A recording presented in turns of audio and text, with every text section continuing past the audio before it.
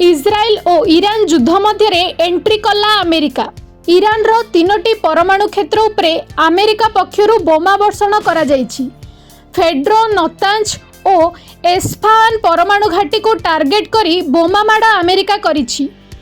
3टी परमाणु घाटी रे B-2 बम्बर रे बोमा माड़ होइछि। एथिपाई 6टी बंकर बस्टर बम व्यवहार करिछि अमेरिका। भारतीय समय भोर 4:30 रे आक्रमण होइछि। आक्रमण करा जायथिबा नै सूचना दैछन्ती अमेरिका राष्ट्रपति डोनाल्ड ट्रम्प। ट्रम्प कहिछन्ती अमेरिका सेना बड़ आक्रमण करिछि। ईरान परमाणु घाटी को ध्वंस करिछु।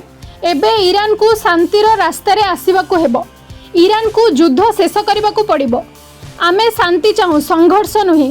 युद्ध बंद पाई चेष्टा करिथिलु, हेले शेष रे आक्रमण करबाकू पड़िला।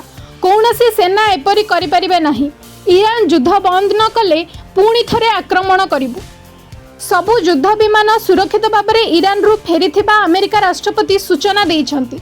अमेरिकार आक्रमण पर ट्रम्प को धन्यवाद जणाइछन्ति इस्राएल रो प्रधानमंत्री बेंजामिन नेतान्याहू। ट्रम्प का एपरी कार्य को इतिहास परिवर्तन कला भली साहसिक पदक्षेप बोली कहिसंती। शक्ति माध्यम रे शांति आसी थाए। प्रथमे शक्ति देखाइबाकू पड़े, एहा परे शांति आसी थाए बोली नेतान्याहू कहिसंती।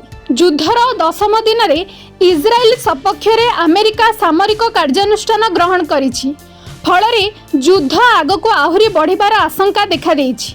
जून 13 रे ईरान उपरे आक्रमण करिथिला इस्राएल। सेबेठारु उभय देश परस्पर उपरे घन घन आक्रमण करुछन्ति। इस्राएल आक्रमण रे ईरान रे प्राय 500 जनकर मृत्यु होई सल्लानी। एहा भितरे ईरान रो वरिष्ठ सेनाधिकारी परमाणु वैज्ञानिक अछन्ति। सेपटे इस्राएल उपरे ईरान घन घन ड्रोन और मिसाइल माड़ करुछि। फलरे इस्राएल रे मध्य क्षय क्षति होइछि। ब्यूरो रिपोर्ट, ONA खबर।